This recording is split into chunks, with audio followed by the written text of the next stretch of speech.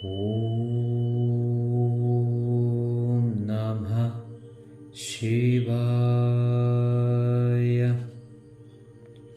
യുവന്തഃ പ്രവിശ്യ മമ വാച ഇമാം പ്രസുപ്താം സഞ്ജീവയത്യഖിലശക്തിധരസ്സുധാമനാ അന്യാംശ്ച ഹസ്തചരണശ്രവണത്വഗാദീൻ പ്രാണാന്നമോ ഭഗവതേ പുരുഷായ തുഭ്യം.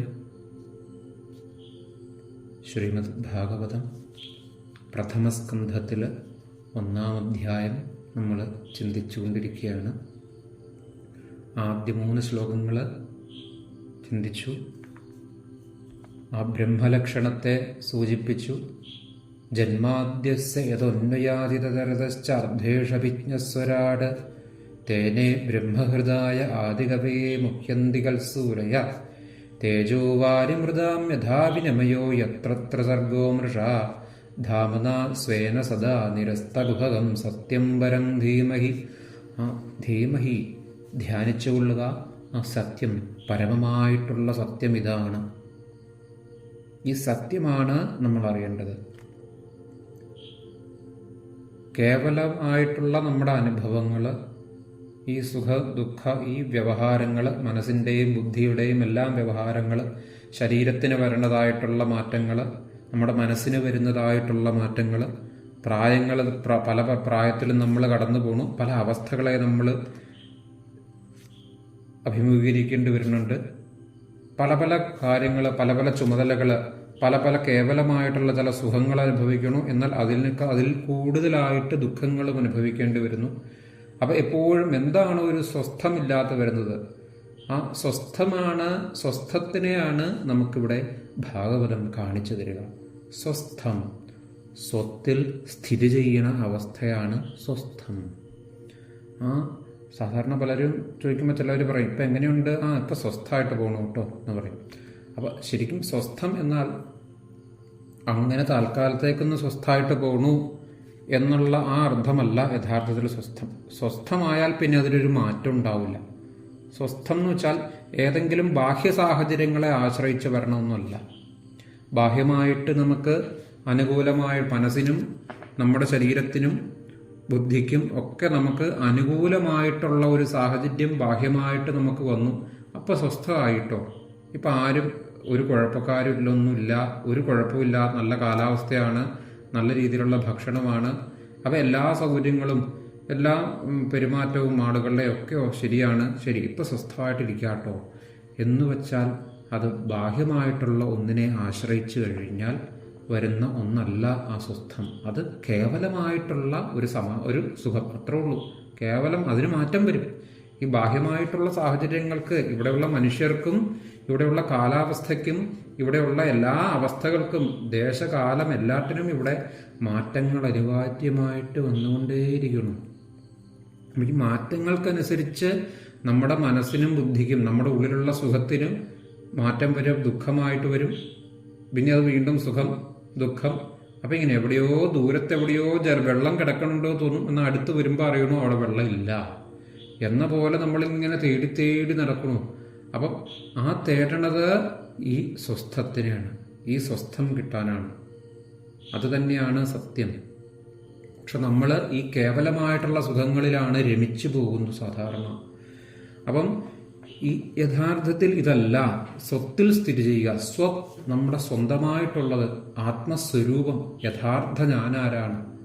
ഈ ബുദ്ധിക്കും മനസ്സിനും മുകളിലായിട്ടിരിക്കുന്ന ഒരു ആത്മസ്വരൂപം, അതാണ് ഞാൻ. അതാണ് അഹം ബ്രഹ്മാസ്മി എന്ന് പറയുന്ന ആ നമ്മുടെ സ്വരൂപം. അതാണ് സ്വത്ത്. അതിലോട്ട് നമ്മൾ സ്ഥിതി ചെയ്യണം. അതിന് ആ സ്വത്തിൽ സ്ഥിതി ചെയ്യാൻ വേണ്ടിയിട്ടുള്ള ജ്ഞാനമാണ് ഈ ഭാഗവതം നമുക്ക് കാണിച്ചു തരണം. ആ ഭഗവാനെ കുറിച്ച്, ആ ബ്രഹ്മത്തിനെ കുറിച്ച്, ആ പരമാത്മാവിനെ കുറിച്ച് അതിനെ നമ്മളിലോട്ട് ഉറപ്പിക്കുന്നതായിട്ടുള്ള ആ ഒരറിവ്. സത്യം പരം ധീമഹി, അത് തന്നെ ഇവിടെ സത്യമുള്ളൂ. ഈ ബാഹ്യമായിട്ടുള്ള വ്യവഹാരങ്ങളെ കണ്ട് വിഷമിക്കണ്ട, അത് കണ്ടുകൊണ്ട് നമ്മൾ സുഖിക്കാനും പോകണ്ട. പരമമായിട്ടുള്ള സുഖമാണ് ആവശ്യം. ഈ കേവല സുഖത്തിൻ്റെ പുറമേ പോവാണ്ട് പരമമായിട്ടുള്ളൊരു സുഖമുണ്ട്.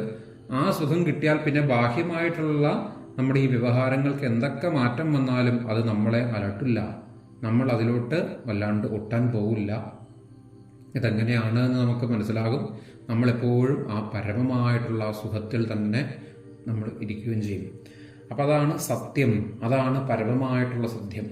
ആ സത്യത്തിനെ ധ്യാനിച്ചുകൊള്ളൂ. എൻ്റെ ബുദ്ധി ആ സത്യത്തിലേക്ക് എത്തിക്കട്ടെ. അതൊരു സ്ഥലമായിട്ട് നമ്മുടെ ഒരു സ്ഥലത്തോട്ട് സഞ്ചരിച്ചെത്തേണ്ട ഒരു അവസ്ഥയൊന്നുമല്ലല്ലോ.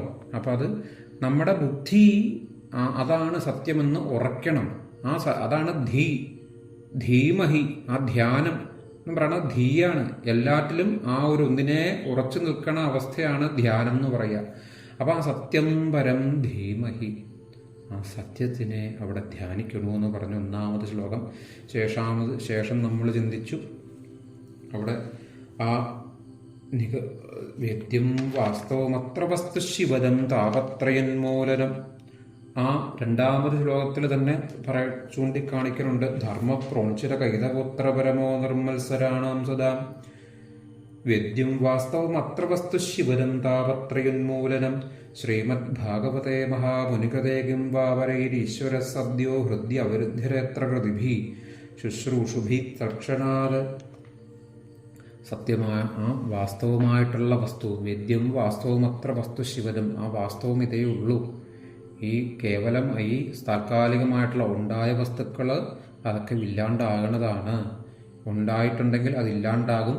അവ ഉണ്ടാകലിൽ നിന്ന് ഇല്ലാണ്ടാകലിലോട്ടുള്ള ഒരു യാത്രയാണ് നമ്മുടെ ബുദ്ധിക്കും ശരീരത്തിനും മനസ്സിനും എല്ലാം. നമ്മുടെ ശരീരത്തിന് ക്ഷയങ്ങൾ ഓരോ ദിവസം തോറും ക്ഷയം സംഭവിക്കുന്നു. ജനിക്കും തോറും ജനിച്ച് ഓരോ നാളുകൾ ഓരോ നിമിഷങ്ങൾ പോകുമ്പോഴും നമുക്ക് മാറ്റങ്ങൾ വന്നുകൊണ്ടിരിക്കണം. നമ്മുടെ ശരീരത്തിലുള്ള ഓരോ സെല്ലുകൾക്കും മാറ്റങ്ങൾ വരണുണ്ട്. നമ്മുടെ മനസ്സിന് സദാ മാറ്റങ്ങൾ വരണുണ്ട്. നമ്മുടെ ബുദ്ധിക്കും സദാ മാറ്റങ്ങൾ വരണുണ്ട്. നമ്മുടെ ഇന്ദ്രിയങ്ങൾക്കും ഒക്കെ ക്ഷീണങ്ങൾ സംഭവിക്കണുണ്ട്. അപ്പം ഈ മാറ്റങ്ങൾക്ക് അനിവാര്യമാണ്. ഈ മാറാത്തതായിട്ടുള്ള ഒരേ ഒരു വസ്തു ആ ശിവദമായിട്ടുള്ള വസ്തു. അത് ഉണ്ടായതല്ല, അതുകൊണ്ട് അതൊരിക്കലും ഇല്ലാണ്ടാവില്ല. അതെപ്പോഴും ഉള്ളതാണ്. സനാതനമായിട്ടുള്ള ആ ഒരേ ഒരു വസ്തു അതേ ഉള്ളൂ, ആ സത്യം. അതെയാണ് ആദ്യം ധ്യാനിച്ചോളാൻ പറഞ്ഞത്. ആ വാസ്തവത്തിനെ അറിഞ്ഞോളൂ. താപത്രയ ഉന്മൂലനം, ഈ വക താപത്രയങ്ങളെ നമുക്ക് ഉന്മൂലനം ചെയ്യാം. ശേഷം നിഗമകൽപ്പതരോർഗളിതം ഫലം ശുഭമുഖാദമൃതദ്രവസംയുരം പിബത ഭാഗവതം രസമാലയം മുഹുരഹോ രസികാ ഭുവി ഭാവുകാഃ. ആ ശ്രീ ശുഭബ്രഹ്മഋഷിയുടെ മുഖത്ത് നിന്ന് ഉതിർന്നു വീഴുന്നതായിട്ടുള്ള ഒരു പഴമാണ് ഈ ഭാഗവതം, പിബത ഭാഗവതം. ആ ഭാഗവതത്തിനെ വേണ്ട വിധത്തിൽ നമ്മൾ എടുത്തുകൊള്ളുക, പാനം ചെയ്യുക, കുടിച്ചുകൊള്ളുക. മുഹുരഹോ രസികാ ഭുവി ഭാവുകാഃ. രസികരായിട്ടുള്ളവരെ ഈ ഭക്തിയോട് കൂടിയിട്ട് ഈ വേദാന്തജ്ഞാനത്തിനെ ആസ്വദിക്കാൻ, ഈ ഭഗവാനെക്കുറിച്ച് അറിയാൻ രസികരായിട്ടിരിക്കുന്നവരെ ഇത് എടുത്തുകൊള്ളുക എന്ന് വാണിച്ചു, സൂചിപ്പിച്ചു. ശേഷം നമ്മൾ 4ാമത് ശ്ലോകത്തിലേക്ക് കടക്കുകയാണ്. അവിടെ ഇനി അങ്ങോട്ട് സൂചിപ്പിക്കുന്നത് ഇവിടെ ഒരു സത്രം നടക്കുന്നതായിട്ടുള്ള ഭാഗമാണ്. ഇപ്പം 3 ശ്ലോകങ്ങളിലായിട്ട് ഈ ഭാഗവതം എടുക്കേണ്ടത് ഈ ജ്ഞാനത്തിൻ്റെ ഒരു മഹത്വം എന്താണ്, സത്യം എന്ന ബ്രഹ്മലക്ഷണം സൂചിപ്പിച്ചു. അതിനെ അറിയലാണ് വേണ്ടത്, ആ സത്യത്തിനെ അറിയലാണ് വേണ്ടത്, നമ്മുടെ ഈ താപത്രയങ്ങളിൽ നിന്നെല്ലാം നമുക്ക് ഉയരാൻ വേണ്ടത് എന്ന് സൂചിപ്പിച്ചു. ശേഷം അതിനുവേണ്ടി ഈ ഭാഗവതത്തിനെ ഈ ജ്ഞാനത്തിനെ നമ്മൾ എടുത്തുകൊള്ളുക. ശ്രീ ശുഭബ്രഹ്മർഷിയുടെ മുഖത്തു നിന്ന് ഉതിർന്നു വീഴുന്നതായിട്ടുള്ള ആ ജ്ഞാനത്തിനെ നുകർന്നുകൊള്ളുക എന്ന് സൂചിപ്പിച്ചു. പിന്നെ ഇത് നമ്മളിലോട്ട് ഇനി പകർന്നു വരികയാണ്. ഇതിനെങ്ങനെയാണ് ഈ ഭാഗവതം വന്നത്? അത് നൈമിഷാരണ്യം എന്ന ഇടത്ത് ഒരു സത്രം കൂടി, ഇവിടെ സൂതശൗനക സംവാദമാണ് നടക്കുക. സൂതൻ എന്ന ഒരു ആചാര്യനാണ്. സൂതനിൽ നിന്നും ശൗനകാദി മഹർഷീശ്വരന്മാര് എടുത്തതാണ് ഈ ഭാഗവതം. അങ്ങനെയാണ് ഇന്ന് നമ്മളിലോട്ട് ഇത് വന്നത്. ഈ സൂതന് അത് ശ്രീ ശുഭബ്രഹ്മർഷി പരീക്ഷിത് മഹാരാജാവിന് ഈ ഭാഗവതജ്ഞാനം ഉപദേശിക്കുന്നത് കൊടുത്ത് അതിൽ നിന്ന് കേട്ടതാണ് സൂതന് ഈ ഭാഗവതം. ഈ ശ്രീ ശുഭബ്രഹ്മർഷിക്ക് വേദവ്യാസനിൽ നിന്ന്, അച്ഛനായിട്ടുള്ള വേദവ്യാസനിൽ നിന്നും, വേദവ്യാസ മഹർഷിക്ക് നാരദ മഹർഷിയിൽ നിന്നും, അദ്ദേഹത്തിന് ബ്രഹ്മാവിൽ നിന്നും, ബ്രഹ്മാവിന് ഭഗവാനിൽ നിന്നും കിട്ടിയതായിട്ടുള്ള ഈ ജ്ഞാനമാണ്.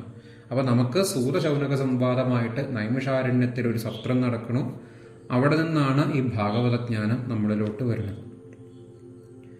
ആ നൈമിഷാരണ്യം എന്ന ഇടം, നൈമിഷേ 4ാമത് ശ്ലോകം, നൈമിഷേ നിമിഷക്ഷേത്രേ ഋഷയ ശൗനകാതയ സത്രം സ്വർഗായ ലോകായ സഹസ്ര സമമാസത നൈമിഷേ നിമിഷക്ഷേത്രേ ഋഷയ ശൗനകാദയ. നൈമിഷേ, ഈ നൈമിഷമെന്ന് പേരായിട്ടുള്ള അനിമിഷക്ഷേത്രേ, അവിടെ ഒരു പ്രസ്ലേഷൻ കാണാൻ പറ്റും. ആ ചിഹ്നം കണ്ടില്ല, അത് പ്രസ്ലേഷൻ എന്നതിന് പറയുക. നൈമിഷേ അനിമിഷക്ഷേത്രേ, അപ്പം അത് നീട്ടി വേണം പറയാൻ. അനിമിഷം നമ്മൾ എടുത്തു പറയേണ്ട ആവശ്യമില്ല. നൈമിഷേ നിമിഷക്ഷേത്രേ, ആ സൈലന്റ് ആയിട്ട് നമ്മൾ അറിഞ്ഞിരിക്കണം. അപ്പം അനിമിഷം, നൈമിഷം എന്ന പേരായിട്ടുള്ള അനിമിഷക്ഷേത്രേ, അനിമിഷക്ഷേത്രം, നിമിഷമില്ലാത്തതായിട്ടുള്ള. നൈമിഷമെന്നാണ് ആ ഇടത്തിൻ്റെ പേര്, ഈ സത്രം നടക്കുന്നതായിട്ടുള്ള സ്ഥലം. എന്നാൽ അത് അനിമിഷമായിട്ടുള്ള ഒരു ക്ഷേത്രമാണ്. അവിടെ നിമിഷമില്ല. നിമിഷം എന്ന് ഉദ്ദേശിക്കുന്നത് നമ്മുടെ നിമി ഇരിക്കുമ്പോഴാണ് നിമിഷം എന്ന് പറയാം. നിമി അതായത് നമ്മുടെ കൺപീലികൾ, കൺപീലികൾ ഒന്ന് അടച്ച് ഇതാകണ സമയമാണ് ഒരു നിമിഷം. കൺപീലി നമ്മുടെ ഇടയ്ക്കൊക്കെ അടഞ്ഞുകൊണ്ടിരിക്കണില്ലേ, അപ്പം ഒന്നടഞ്ഞ് നിവരുന്നതായിട്ടുള്ള സമയമാണ് ഒരു നിമിഷം. അപ്പം അതാണ് നിമിഷത്തിൻ്റെ ശരിക്കുമുള്ള ഒരു തോത്. നമ്മൾ അളക്കാൻ ഉപയോഗിക്കുന്നത് അങ്ങനെയാണ്. ശരിക്കും ഇന്നല്ലേ നമ്മൾ ക്ലോക്കിലൂടെയൊക്കെ നിമിഷം അളക്കുന്നതൊക്കെ, കൈ ഞൊടിച്ച് അളക്കുക. ശരിക്കും കൺപീലി ഒന്ന് അടഞ്ഞ് നിവർന്ന് വരണതായിട്ടുള്ള ആ സമയമാണ് നിമിഷം. അപ്പം അനിമിഷക്ഷേത്രേ, അതായത് കൺപീലികൾ അടയ്ക്കാത്തതായിട്ടുള്ള ക്ഷേത്രം, അത് ആ സാക്ഷാൽ ഭഗവാന്റെ സ്ഥാനമാണ്. അത് വിഷ്ണു പ്രാധാന്യമുള്ള ക്ഷേത്രം. അതായത് വിഷ്ണുവിന് ശരിക്കും കൺപീലികൾ അടയില്ല എന്നാണ് പറയുക. ചില ദേവന്മാർക്കൊന്നും കൺപീലികൾ അടയാറില്ലെന്നാണ് പറയുക. അപ്പം ആ വിഷ്ണുവിന്, അതാണ് അനിമിഷക്ഷേത്രം, വിഷ്ണുവിന് പ്രാധാന്യമുള്ള ആ ക്ഷേത്രം.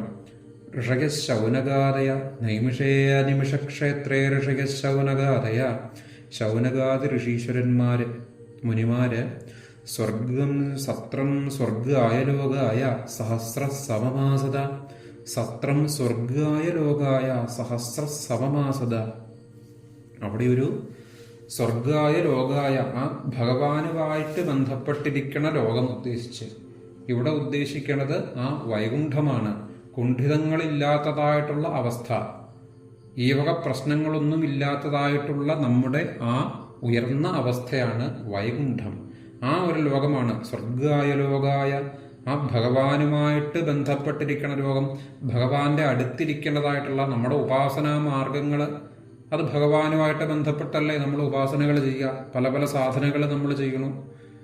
ഇതെല്ലാം ഏത് തരത്തിലുള്ള സാധനങ്ങളാണെങ്കിലും ശരി, ഇതെല്ലാം ആ ഉപാസനകൾ ഉപവസിക്കുക, ഭഗവാനോട് അടുത്ത് വസിക്കുക. അതായത് ഭഗവാനുമായിട്ട് ബന്ധപ്പെട്ടതായിട്ടുള്ള നമ്മുടെ ഈ അവസ്ഥ. ഈ ഭാഗവത ശ്രവണമാണെങ്കിലും ശരി, മറ്റേത് തരത്തിലുള്ള ഉപാസനകളാണെങ്കിലും ശരി, ഇതെല്ലാം ആ ഭഗവാനുമായി ബന്ധപ്പെട്ടിരിക്കണ ഒരു ലോകമാണ്. ആ ഈശ്വരനുമായിട്ട് കണക്ഷനുള്ള ഈ ലോകം, ഈ ഒരു അവസ്ഥയാണ്. ഇതാണ് ലോകം. ലോകം എന്ന് വെച്ചാൽ ഈ ലോക്യമായതാണ് ലോകം. ബാഹ്യമായിട്ട് നമ്മൾ കാണുന്നതല്ല ലോകം എന്ന് വെച്ചാൽ. ബാഹ്യമായിട്ട് നമ്മളെ കാണാനുള്ള കാരണം എന്തോ, അതായത് നമ്മൾ അനുഭവിക്കണു. ലോക്യതേ ഇത് ലോക, നമുക്ക് ലോക്യമാകുക. ലോക്യം എന്ന് വെച്ചാൽ ഈ അനുഭവമാണ്. ഈ അനുഭവം വരുമ്പോഴാണ് അതിനൊരു ലോകം എന്ന് പറയുക. നമ്മുടെ ഉള്ളിലാണ് ആ ലോകം ഇരിക്കുക. അപ്പോൾ ആ ഭഗവാനുമായിട്ട് ബന്ധപ്പെട്ടിരിക്കണ നമ്മുടെ ഉള്ളിലുള്ള ആ ഒരു അവസ്ഥ, ആ സ്വർഗായ, അതാണ് ഇവിടെ ഉദ്ദേശിച്ച സ്വർഗായ ലോകായ.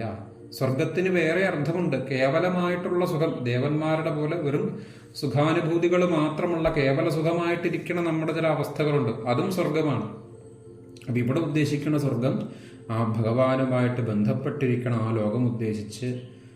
സഹസ്രസമമാസത, സഹസ്രസമം, ആയിരം, സഹസ്രം ആയിരമാണല്ലോ. അപ്പം സഹസ്രസമമാസത, ആ ആയിരത്തോളം ആയിരത്താണ്ട് അവസാനിക്കേണ്ടതായിട്ടുള്ള, ആയിരത്താണ്ടത്തോളം നീണ്ടു നിൽക്കുന്നതായിട്ടുള്ള സത്രം. സത്രം സ്വർഗായ ലോകായ സഹസ്രസമമാസത. സത്രം, അവിടെ ഒരു യാഗം അനുഷ്ഠിച്ചുകൊണ്ടിരിക്കുകയാണ്. സത്രം എന്ന് വെച്ചാൽ ഒരു യാഗം, ഒരു യജ്ഞം നടത്തുക. ഇത്ര നാളുകൊണ്ട് അത് നടത്തി തീർക്കുക, ഇത്ര നാളുകൊണ്ട് യാഗം നടത്തി തീർക്കുക. ഇങ്ങനെ ആധ്യാത്മികമായിട്ടുള്ള നമ്മുടെ കാര്യങ്ങളായിരിക്കാം. എന്തെങ്കിലും ഈ ഒരു ലക്ഷ്യം ഉദ്ദേശിച്ച് നമ്മൾ ഇത്ര ദിവസങ്ങളോളം അതിനൊരു നിഷ്ഠയോട് കൂടിയിട്ട് പതിവായിട്ട് ചെയ്ത് തീർക്കുക. കുറച്ച് ഒത്തിരി ബ്രാഹ്മണരുണ്ടായിരിക്കും, അവിടെ യാഗങ്ങൾ നടക്കും, ഒത്തിരി വേദപാരായണങ്ങൾ ഉണ്ടായിരിക്കാം. അപ്പോൾ പല പല നമ്മുടെ കുംഭമേള എന്നൊക്കെ കേട്ടില്ലേ, നമ്മുടെ കുംഭമേള, ഇതൊക്കെ ഒരു തരത്തിലുള്ള സത്രങ്ങളിലെ വലിയ വലിയ ഭാഗങ്ങളാണതെല്ലാം. ഭാഗവത സത്രം തന്നെ ഉണ്ട്, ഭാഗവത സപ്താഹം ഭാഗവത സത്രമായിട്ട് തന്നെ നടത്തുന്നുണ്ട്. അപ്പം ഇതുപോലെ തന്നെ ഒരു സത്രം ആ നൈമിഷത്തിൽ നടന്നുകൊണ്ടിരിക്കുകയാണ്. അനവധി ഋഷീശ്വരന്മാർ അവിടെ വന്ന് കൂടിയിരിക്കുന്നു, അവർ തമ്മിൽ സംഗമം നടക്കുകയാണ് അവിടെ സത്രത്തിൽ.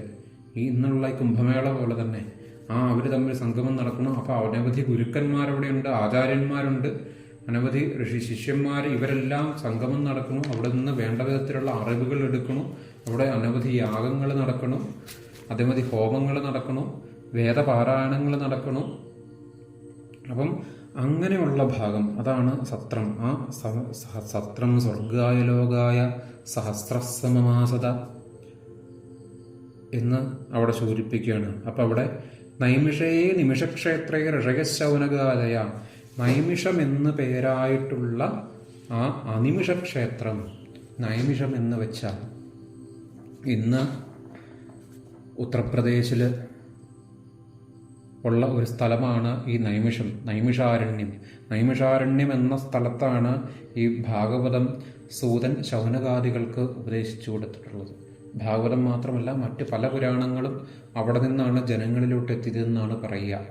അതായത് ഇതെല്ലാം വേദവ്യാസനിൽ നിന്ന് വന്നതാണെങ്കിലും അത് പിന്നീട് ജനങ്ങളിലോട്ട് എത്തിപ്പെടാനുണ്ടായ കാരണം നൈമിഷാരണ്യം എന്ന സ്ഥലമാണ്. അപ്പോൾ അത് ഒരു കാര്യം എഴുതി വെച്ചു, അല്ലെങ്കിൽ ഒരാളുടെ മനസ്സിലൊരു കാര്യം ഉണ്ടായിരുന്നു, അത് പബ്ലിഷ് ചെയ്ത് ഒരു പുസ്തക രൂപത്തിലാക്കി പുറമേ വരണമെങ്കിൽ അദ്ദേഹം ആ വീട്ടിൽ തന്നെ ഇരുന്നതുകൊണ്ട് കാര്യം ഉണ്ടാവില്ല. അപ്പം ജനകീയമായിട്ട് അപ്പം അതിനെ വേണ്ട സ്ഥലങ്ങളിൽ എൻ്റെ ഡേറ്റാസ് കൊടുക്കണം. അതിനവിടെ നിന്ന് പ്രിന്റ് ചെയ്ത് പബ്ലിഷ് ചെയ്യുന്ന ഒരു കമ്പനി ഉണ്ടാവും, അതെടുത്ത് ഇതിനെ പബ്ലിഷ് ചെയ്ത് ഇത് പുറത്തേക്ക് ഇറക്കുകയാണ്. അങ്ങനെയാണല്ലോ ഒരു പുസ്തകം നമ്മളിലോട്ട് വരിക. എന്ന പോലെ തന്നെ ആ കാലങ്ങളിൽ ഈ തരത്തിലുള്ള അറിവുകൾ പ്രചരിപ്പിക്കുക, വേണ്ട ഋഷീശ്വരം വേണ്ട വിധത്തിലുള്ള ശിഷ്യന്മാരിലോട്ട് ഇത് എത്താനായിട്ടുള്ള കാരണമായിട്ടുള്ള ഒരിടമാണ്. അന്നത്തെ സത്രം നടക്കുന്നതായിട്ടുള്ള, മുമ്പ് നമ്മൾ പറഞ്ഞില്ലേ, ഇത്തരത്തിലുള്ളവർ തമ്മിലുള്ള ഒരു മീറ്റിംഗ് നടക്കുന്നതായിട്ടുള്ള സ്ഥലമാണ് ഈ നൈമിഷാരണ്യം. അതാണ് ഉത്തർപ്രദേശിലുള്ള ഒരു സ്ഥലമാണ് ഈ നൈമിഷാരണ്യം. ഇന്നുമുണ്ട് അനവധി പേര് അവിടെ തീർത്ഥാടനത്തിനായിട്ട് പോകുന്നുണ്ട്. ഈ നൈമിഷാരണ്യത്തിൽ നമുക്കൊക്കെ സന്ദർശിക്കാവുന്ന സാധിക്കുന്ന സ്ഥലങ്ങളാണതെല്ലാം. ആ നൈമിഷാരണ്യത്തിൽ അനിമിഷ ക്ഷേത്രം, ഇവിടെ നൈമിഷം എന്ന് പറയുന്നത് ഇതിൻ്റെ ഇപ്പം നമ്മൾ പറഞ്ഞത് ഇതിൻ്റെ സ്ഥൂലമായിട്ടുള്ള അർത്ഥമാണ്, പുറമേയുള്ള അർത്ഥമാണ്. യഥാർത്ഥത്തിൽ നൈമിഷം എന്താണ്, നൈമിഷാരണ്യം എന്താണെന്നുള്ള അതിൻ്റെ സൂക്ഷ്മാർത്ഥമുണ്ട്, ആന്തരികമായിട്ടുള്ള അർത്ഥം കഴിഞ്ഞാൽ ഈ കലിബാധ കൂടാതെ ഈ ഭഗവാനെ സേവിക്കാൻ യോഗ്യമായിട്ടുള്ള ഒരു സ്ഥലം, നമുക്ക് കലി ബാധിക്കാണ്ട്, കലി ബാധിക്കുക എന്ന് പറഞ്ഞാൽ നമ്മുടെ മനസ്സിന് ഈ കലി എന്ന് വെച്ചാൽ നമ്മൾ പലരും ധരിച്ചു വച്ചിരിക്കുന്നത് ദേഷ്യം വന്ന് കലിതുള്ളി എന്നെല്ലാം നമ്മൾ ചിന്തിക്കൂലോ. അത് മാത്രമല്ല കലി, അത് കലിയുടെ ഒരു ഭാവം എന്ന് മാത്രമേ ഉള്ളൂ. കലി എന്ന് പറഞ്ഞാൽ നമ്മുടെ മനസ്സിനുള്ള എല്ലാ വ്യവഹാരങ്ങളും, കലികാലം എന്ന് പറഞ്ഞാൽ ഈ നമ്മുടെ ഉള്ളിലാണ് ഈ കലികാലവും കലിയുഗവും എല്ലാം ഉള്ളത്. കൃതയുഗം, ത്രേതായുഗം, ദ്വാപരയുഗം, കലിയുഗം എന്നൊക്കെ പറയുന്നത് നമ്മുടെ ഉള്ളിലുള്ള നമ്മുടെ ഓരോരോ അവസ്ഥകളാണ്. അപ്പം ഈ കലിബാധ, ബാഹ്യശ്രദ്ധ കൂടുതലായിട്ട് വരുമ്പോഴാണ് ഈ കലിബാധ വരിക. അനവധി വിഷമങ്ങൾ അനുഭവിക്കണം, അനവധി പ്രതീക്ഷകൾ പൂർണ്ണു, അനവധി തെറ്റിദ്ധാരണകൾ ഉണ്ടാവും. അപ്പം നമുക്ക് മനസ്സിന് പല പ്രശ്നങ്ങൾ നമുക്ക് അലട്ടും, നമുക്കതിന് അതെല്ലാം അതുകൊണ്ട് നമുക്ക് വല്ലാണ്ട് ചിലപ്പോൾ ആഹ്ലാദിക്കും, വല്ലാണ്ട് നമ്മൾ ദുഃഖിക്കും. ഈ അവസ്ഥകളെല്ലാം തന്നെ എന്ത് നമുക്ക് ചെയ്യണം എന്നുള്ളൊരു വിവേകബുദ്ധി മനുഷ്യരിൽ പൊതുവേ കുറഞ്ഞു ഈശ്വരോപാസനയുടെ ശക്തി പറയുമ്പോൾ അത് പൊതുവേ കുറഞ്ഞു വരുന്നതായിട്ടുള്ള അവസ്ഥയാണ് ഈ കലിബാധ. അപ്പം നമുക്കൊന്ന് ഭഗവാനെ ഉപാസിക്കാൻ ഇരുന്നാൽ പോലും മനസ്സിന് ഈ വ്യവഹാരങ്ങൾ ചിലപ്പോൾ അലട്ടിന്നിരിക്കും. അപ്പം അതില്ലാണ്ട് വരണം, ആ കലിബാധ കൂടാണ്ട് ഈ ഭഗവാനെ സേവിക്കാൻ യോഗ്യമാകണം നമുക്ക്. അപ്പം അങ്ങനെയുള്ള ഒരു സ്ഥലം ഏതാണെന്ന് ഉപദേശിക്കാൻ മുനിമാര് ബ്രഹ്മാവിനോട് പ്രാർത്ഥിച്ചു. അപ്പോൾ ബ്രഹ്മാവ് അവിടെ ഇരുന്ന് സൂര്യസങ്കാശമായിട്ടുള്ള നേമി എന്ന് പേരായിട്ടുള്ള ഒരു ചക്രം ബ്രഹ്മാവ് അവിടെ അവർക്ക് കൊടുക്കുകയാണ്. ഒരു ചക്രമാണ്, ആ നേമി എന്നാണ് ചക്രത്തിൻ്റെ പേര്. ആ ചക്രം ഉരുട്ടി വിട്ടുകൊണ്ട് പോകുമ്പോൾ ഇത് എവിടെ വെച്ച് പൊട്ടിപ്പൊടിഞ്ഞു പോകണവോ അവിടെ വെച്ച് നിങ്ങൾ നടത്തിക്കോളൂ എന്ന് ബ്രഹ്മാവ് അവർക്ക് ഉപദേശിച്ചു കൊടുക്കുകയാണ്. ഈ ബ്രഹ്മാവ് കൊടുത്ത നേമി എന്ന ചക്രം നിങ്ങൾ ഉരുട്ടിക്കോളൂ എന്ന് ബ്രഹ്മാവ് പറഞ്ഞു. അത് ഉരുട്ടി അത് ഉരുണ്ടു പോകും. അത് എവിടെ ചെന്ന് നിൽക്കണമോ അവിടെ ചെന്ന് നിന്ന് കഴിയുമ്പോൾ ഇത് പൊട്ടിപ്പൊടിഞ്ഞു പോകും. ഈ ചക്രം ഉരുണ്ട് പൊട്ടിപ്പൊടിഞ്ഞു പോകുന്ന സ്ഥലം, അത് നിൽക്കുന്നതായിട്ടുള്ള സ്ഥലമാണ് അതിന് പറ്റിയ സ്ഥലം. ഈ കലിബാധ കൂടാതെ ആ ഭഗവാനെ സേവിക്കാൻ പറ്റിയതായിട്ടുള്ള സ്ഥലം, അതാണ് നൈമിഷാരണ്യം. അപ്പം മുനിമാര് ആ മനോമയ ചക്രം ഉരുട്ടി വിട്ടുകൊണ്ട് പോകുമ്പോൾ ചക്രം പൊടിഞ്ഞുണ്ടായ സ്ഥലം ആ നൈമിഷാരണ്യം. അതാണ് നേമിചക്രം ശീർണമായിട്ടുള്ള ഇടം, നൈമിഷാരണ്യം എന്ന് പറയാം. ഇവിടെ നൈമിഷം, ഈ ബ്രഹ്മാവ് കൊടുത്ത ചക്രം എന്താണ് എന്ന് നമ്മൾ ചിന്തിച്ചാൽ, ഈ കഥയിലെ ബ്രഹ്മാവ് ഒരു ചക്രം കൊടുത്തു, അത് ഉരുട്ടി വിട്ടു, അത് പൊടിഞ്ഞു പോകുന്ന സ്ഥലത്ത് നിന്ന് ഇത് നിങ്ങൾ ചെയ്തുകൊള്ളൂ, അവിടെ നിന്ന് ഈ ഭഗവാനെ സേവിച്ചോളൂ എന്ന് പറഞ്ഞപ്പോൾ ഈ ചക്രം കാലമാണ്. ഇതിങ്ങനെ എപ്പോഴും കറങ്ങിക്കൊണ്ടിരിക്കും. ഇതിങ്ങനെ നമ്മുടെ അവസ്ഥകൾ ഇങ്ങനെ ചക്രമായിട്ടാണ്, ഒരു സൈക്കിൾ പോലെയാണ്, ഇങ്ങനെ മാറിക്കൊണ്ടേയിരിക്കും. കാലാവസ്ഥകൾ മാറുന്നു, നമ്മുടെ ശരീരത്തിന് മാറ്റങ്ങൾ വരുന്നു, ബാഹ്യമായിട്ടുള്ള അവസ്ഥകൾക്ക് മാറ്റങ്ങൾ വരുന്നു. അപ്പം ഇതെല്ലാം മനസ്സിനും ബുദ്ധിക്കും എല്ലാം മാറ്റങ്ങൾ വരുന്നു. ഇതെല്ലാം വീണ്ടും വീണ്ടും ഇങ്ങനെ ആവർത്തിക്കും പലതും. ഇന്ന് നാളെ സുഖമാണെന്ന് വിചാരിക്കും, നാളെ സുഖം ഉണ്ടാവും, അവിടെ ചെല്ലുമ്പോൾ നാളെ അതൊന്നും ആവില്ല സുഖം, അടുത്ത ദിവസം അതാണെന്ന് വിചാരിക്കുന്നതാവില്ല, എന്നാൽ പിന്നെ വേറെ ദിവസം നമ്മൾ പ്രതീക്ഷിക്കാതിരിക്കുമ്പോൾ പെട്ടെന്ന് അത് സുഖമാണെന്ന് തോന്നും. അപ്പം നമ്മൾ ഇതിങ്ങനെ ആവർത്തിച്ചുകൊണ്ടിരിക്കും. ഒരു 10 ദുഃഖങ്ങൾ ഒരു 10 ഒരു 8 ദുഃഖങ്ങൾ അനുഭവിച്ചാൽ ചിലപ്പോൾ 2 സുഖം കിട്ടിയിരിക്കും. ഇത് വീണ്ടും പിന്നെയും നമ്മൾ അധ്വാനിക്കണം, ഇതിനു വേണ്ടി ഇങ്ങനെ വീണ്ടും വീണ്ടും ആവർത്തിക്കണം.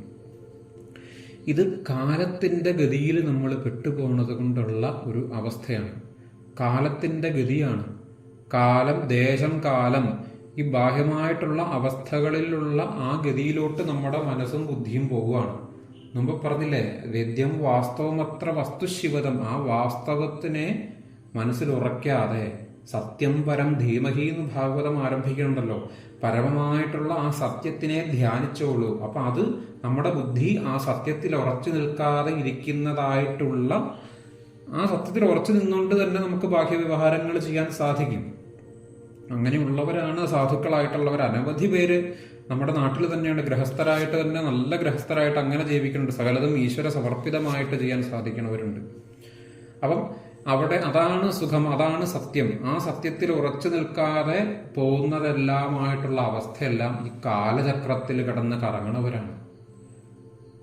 അപ്പൊ ആ കാലചക്രത്തിന്റെ കറക്കം, അതാണ് ബ്രഹ്മാവ് ഉരുട്ടി വിട്ടോളാൻ പറഞ്ഞത്. അത് എവിടെ ചെല്ലുമ്പോൾ അത് പൊടിഞ്ഞു പോണു. ഈ കാലചക്രത്തിന്റെ സ്വാധീനത്തിൽ നിന്ന് നമ്മൾ എവിടെ ചെല്ലുമ്പോഴാണ് ഇത് കാലം ഇങ്ങനെയാണ് എന്നുള്ള അവസ്ഥ, നമ്മൾ അനവധി ദുഃഖങ്ങൾ, പ്രത്യേകിച്ച് സുഖങ്ങൾ, ദുഃഖങ്ങൾ, കൂടുതലും ദുഃഖത്തിലൂടെയാണ് പലരും ഇതിലോട്ട് ഭഗവാന്റെ പാദത്തിലോട്ട് ഒടുവിൽ അഭയം പ്രാപിക്കുക. അപ്പം ഈ സുഖദുഃഖങ്ങൾ അനുഭവിച്ച് ഇതല്ല സത്യമെന്ന് നമുക്ക് ഒരു ദിനം ഉറപ്പാകും. സുഖത്തിന്റെ പുറകെ നമ്മൾ പോണുണ്ട്, പക്ഷെ ഈ സുഖത്തിന്റെ പുറകെയാണ്, പരമമായിട്ടുള്ള സുഖമാണ് വേണ്ടതെന്ന് നമുക്ക് അറിയണില്ല. പക്ഷെ നമ്മൾ അതുകൊണ്ട് ഈ കേവല സുഖമായിട്ട് മാത്രം നമ്മൾ ആ പരമസുഖത്തിന് വേണ്ടിയിട്ട് കേവല സുഖം മാത്രമായിട്ട് നമ്മൾ അനുഭവിക്കണം. അപ്പൊ അതിന് ഈ ബാഹ്യമായിട്ടുള്ള പുറമേയുള്ള പല കേവലമായിട്ടുള്ള സുഖ അവസ്ഥകളിൽ ഇത് സുഖമാണെന്ന് നമ്മൾ കൽപ്പിക്കുകയാണ്. പക്ഷെ ആ സുഖം കുറച്ചു നേരത്തേക്കേ ഉള്ളൂ. അപ്പൊ പിന്നെ എങ്ങനെയാ സുഖം എന്ന് പറഞ്ഞാൽ കുറച്ചു നേരത്തേക്ക് കിട്ടിയിട്ട് കാര്യമുണ്ടോ? അത് സ്ഥിരമായിട്ട് സുഖം വേണ്ടേ? അതാണ് പരമമായിട്ടുള്ള സുഖം. അപ്പൊ അതാണ് നമ്മൾ ശരിക്കും അന്വേഷിച്ച് പോകേണ്ടത്. കുട്ടിക്കാലത്ത് ഒരു കളിപ്പാട്ടം നമുക്ക് കിട്ടി, ആ കിട്ടണ സമയത്ത് അത് കിട്ടണം എന്ന് ആഗ്രഹിച്ചു, അത് കിട്ടണ സമയത്ത് എന്തൊരു സുഖ, എന്നിട്ട് ആ സുഖം എത്ര നേരമുണ്ട്? അതൊരു സുഖമാണെങ്കിൽ ആ സുഖം 90 വയസ്സാവുമ്പോഴും ഉണ്ടാകണം. ആ സുഖം മാറരുത്. അപ്പം അത് സുഖമല്ല. അപ്പം അതെന്താ? ദുഃഖമാണ്. നമ്മൾ സുഖമെന്ന് കരുതി പോണത് പലതും ഇവിടെ ദുഃഖമാണ്. അത് നഷ്ടപ്പെടും, അല്ലെങ്കിൽ അത് മടുക്കും, ഇതിന് മാറ്റങ്ങൾ വരും. അപ്പം അടുത്ത സുഖത്തിന് അന്വേഷിച്ചു പോകും. അതിനർത്ഥം ഇത് ദുഃഖമായി മാറി. അപ്പം നമ്മൾ അന്വേഷിക്കുന്ന സുഖം അതല്ല, ഒരിക്കലും നിൽക്കാത്തതായിട്ടുള്ള സുഖമാണ് നമ്മൾ അന്വേഷിക്കുന്നത്. അത് ഈ സുഖവും ഈ ദുഃഖവുമല്ല, ഇതിൻ്റെ രണ്ടുമല്ലാത്ത അവസ്ഥയാണ് പരമമായിട്ടുള്ള അവസ്ഥ. അപ്പം അവിടെ നമുക്ക് ഈ കാലം ബാധിക്കില്ല. അതാണ് നേമി എന്ന ചക്രം. അവിടെ നമുക്ക് കാലമാണ് നിമിഷം എന്ന് പറഞ്ഞ നിമിഷങ്ങൾ. ഈ നിമിഷം പോലും ഇല്ലാണ്ട് കാലത്തിന്, അതാണ് കാലകാലയെന്ന് മഹാദേവനൊരു പേരുണ്ട്.